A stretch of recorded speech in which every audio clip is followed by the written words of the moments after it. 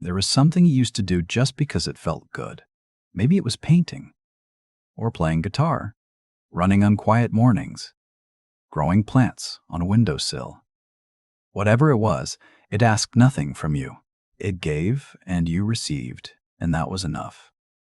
Then, slowly, something changed. You started tracking, measuring, comparing, wondering if you were getting better, fast enough, good enough. The thing that once felt like breathing started to feel like a test you hadn't studied for. And one day, without quite noticing how it happened, you stopped doing it altogether. Not because life got too busy, but because somewhere along the way, the joy quietly left the room. So here's the question worth sitting with. Why do we do this to the things we love? For most of human history, there was no such thing as a hobby. Not because people didn't have interests outside of work. They did. They sang, carved wood, told stories, tended to small gardens, but these activities didn't carry a separate name, a separate category. They were simply part of living. Something you did when the day allowed it. Something that existed in the spaces between survival. The word hobby itself only appeared in the English language around the 17th century. It came from hobby horse, a small wooden toy, a child's object, something with no purpose beyond the pleasure of the moment. That origin is worth remembering. A hobby at its root was defined by its uselessness. It was the one area of life where usefulness didn't apply. For centuries, this definition held. A farmer who whittled figures from wood in the evening wasn't trying to become a carpenter. A woman who embroidered on quiet afternoons wasn't building a business. The activity existed for its own sake, and that was considered enough. Perhaps even sacred in a small, ordinary way. There is something deeply human in this. Researchers who study play in both children and animals have found that purposeless activity, doing something with no goal, no reward, is not laziness. It is, in fact, a form of mental restoration. The brain processes differently when it is freed from outcome. Ideas connect more loosely. Stress releases. Something that functions like peace settles in. Our ancestors didn't need a study to tell them this. They knew it the way you know, warmth when you step into sunlight. The activity itself was the point. The feeling during it was the reward. A man in 18th century England who kept a collection of pressed flowers wasn't thinking about what the collection would become. He wasn't planning to display it or impress anyone. He simply found something beautiful in the quiet work of it, the searching, the careful pressing, the slow accumulation. The hours passed differently when he was doing it. That difference was the value. We have largely forgotten this. Somewhere across the generations, a quiet shift began. Not all at once, but gradually, the way a river changes course. The world around hobbies changed, and so hobbies themselves began to change. Progress entered the picture, then measurement, then the gentle but persistent pressure to show something for your time. And once a hobby has something to show for it, it has something to lose. This is where the story gets complicated, not because people became selfish or shallow, but because the systems around them changed what felt natural. What once felt like rest began to feel like wasted potential. What once felt like enough began to feel like not enough. The hobby didn't change overnight. But the world it lived in did, and slowly, without anyone deciding it, the thing you did for yourself became a thing you did for reasons that had nothing to do with yourself at all. It rarely happens with bad intentions. That is the part that makes it so difficult to see. Nobody sits down one day and decides to ruin the thing they love. The shift is gentler than that. It arrives dressed as enthusiasm, as dedication, as self-improvement. It feels, at first, like caring more, not less. Maybe you've been painting for a few months. Loose, imperfect paintings that you kept mostly to yourself. Then a friend sees one and says it's good. Really good. And something small awakens in you. A quiet hunger you didn't know was there. So you watch tutorials, you learn about composition, about color theory, about technique. You buy a better brush. You start again, more carefully this time, and without realizing it, you've introduced a standard. Once a standard exists, so does its shadow. The gap between where you are and where the standard says you should be. Every painting now gets measured against something outside itself. The loose, imperfect ones that once felt honest now feel like evidence of how far you still have to go. Psychologists call part of this the overjustification effect. It describes what happens when an external reward, praise, progress, performance, is attached to something a person already enjoys intrinsically. The research, first explored in the early 1970s, found something uncomfortable. Adding external motivation doesn't simply add to existing enjoyment, it can quietly replace it. The internal reason for doing something gets crowded out by the external one. In other words, once you are doing it for something, it becomes harder to do it for nothing, which is exactly what made it feel free in the first place. This happens across almost every hobby, in almost every form. The casual runner downloads a tracking app and begins measuring pace, distance, improvement. The numbers become the thing. A slow run with no data starts to feel like a wasted run. The person who baked bread on Sunday mornings because the smell filled the house begins researching hydration ratios and crumb structure. The bread becomes a problem to be solved, not a ritual to be enjoyed. Progress, which once felt optional, becomes the only evidence that the time was worth spending. And here is the quiet tragedy buried inside all of this. The skills often to improve. The paintings get technically better. The running times drop. The bread becomes genuinely impressive. From the outside, everything looks like growth, but the person doing it knows something has shifted. They can feel it, the way you feel a change in weather before the rain actually arrives. The activity that once pulled them in now requires a kind of effort it never used to. Not physical effort. Something harder to name, the joy, which was always the invisible engine underneath everything, has started to run quietly out of fuel. And nobody poured it out deliberately. It simply evaporated, degree by degree, in the heat of all that trying. The hobby is still there, but something essential inside it has been rearranged. There's a specific kind of exhaustion that has no good name. It is not the tiredness that comes from working too hard. It is not burnout in the way we usually describe it. It is something quieter and more personal, the feeling of sitting in front of something you used to love and finding that the warmth is simply gone. The materials are the same.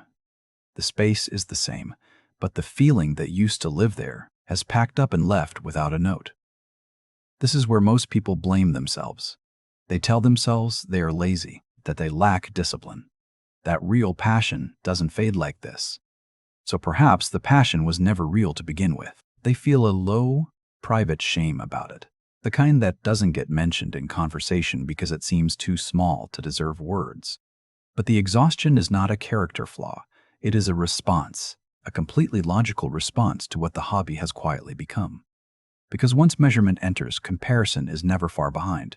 And comparison, my friends, is an extraordinarily efficient joy killer. You track your progress and then, almost automatically, you begin looking sideways. Someone else has been painting for the same amount of time and their work looks nothing like yours.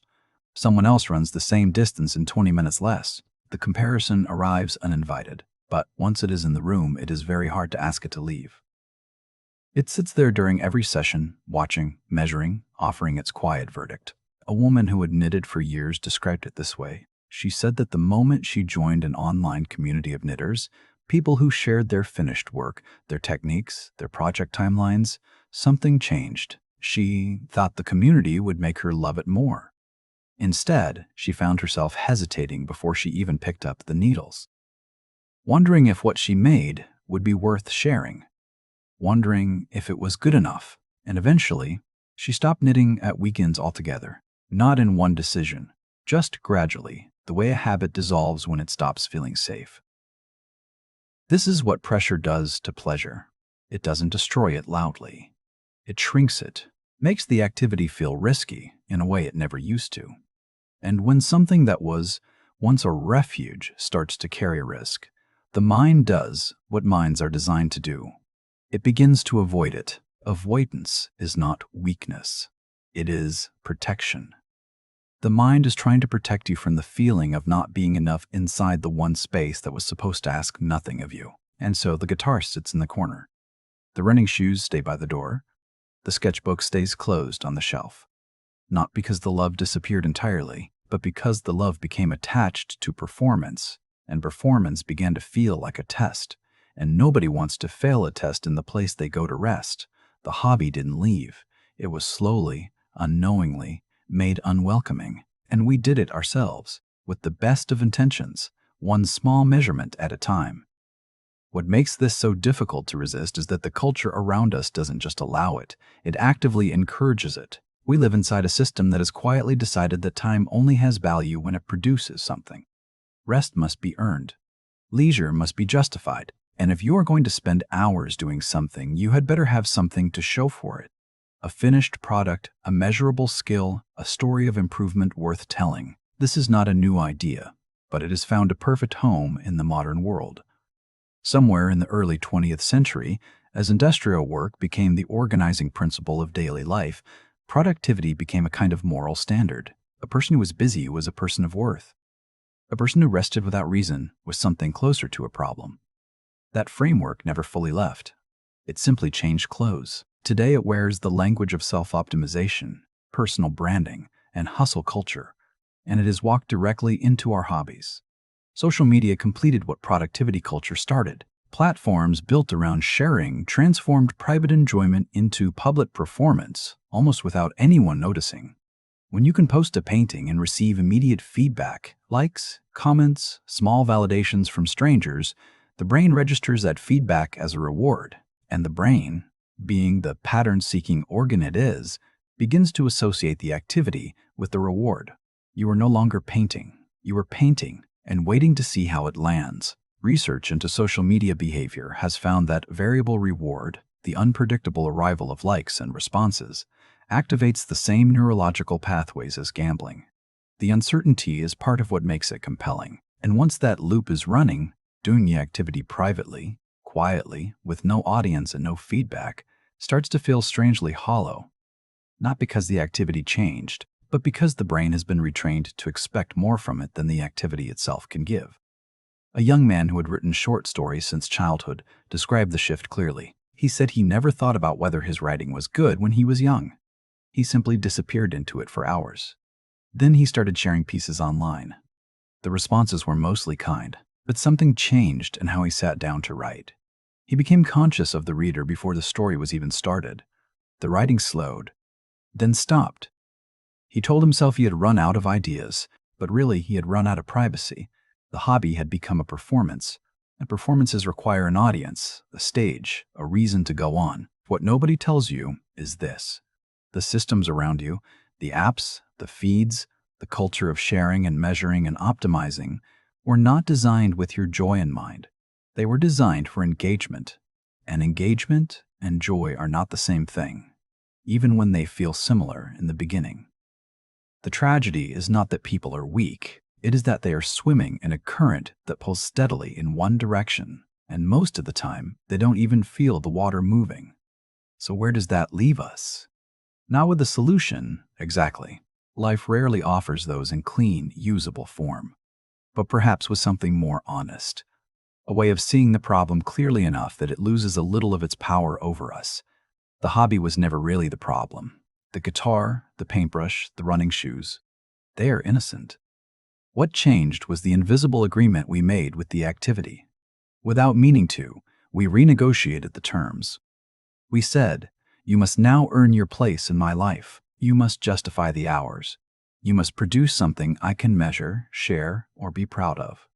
And the activity, which had no way of meeting those terms, simply went quiet. Reclaiming something from that silence requires a different kind of intention, not discipline, not a structured plan to get back into it. Those approaches bring the same measuring energy that caused the problem in the first place. What is needed is something older and less comfortable, a willingness to do something badly, privately, and without purpose, and to let that be enough. This is harder than it sounds. We have been trained very thoroughly to feel that time without output is time wasted. Sitting with a guitar and playing nothing in particular, going nowhere with it. That takes a quiet courage in a world that is always asking what you are working toward. But this is, perhaps, exactly the point. The philosopher Joseph Pieper wrote that leisure is not the absence of activity. It is the presence of a certain kind of inner freedom, a willingness to receive experience without immediately asking what it is for. By that definition, a true hobby is an act of resistance. It is a small, stubborn insistence that not everything in your life needs to be useful, that some hours are allowed to exist simply because they feel like being alive. There is a reason children play without needing to be taught how.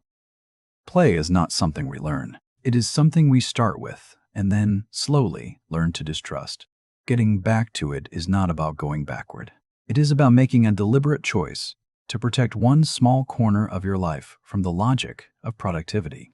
To tend to something not because of what it will become, but because of what it feels like while it is happening. The joy was never gone. It was waiting underneath the performance, the tracking, the comparison, patient in the way that only the most essential things can afford to be.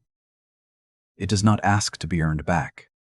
It only asks to be allowed. So perhaps the most important thing you can do for a hobby you have lost is simply to return to it without expectations, without the app, without the audience, without the verdict, just you and the thing you once loved and an hour that belongs to no one else. That is enough. That was always enough. Until next time, my friends, sleep well and stay curious.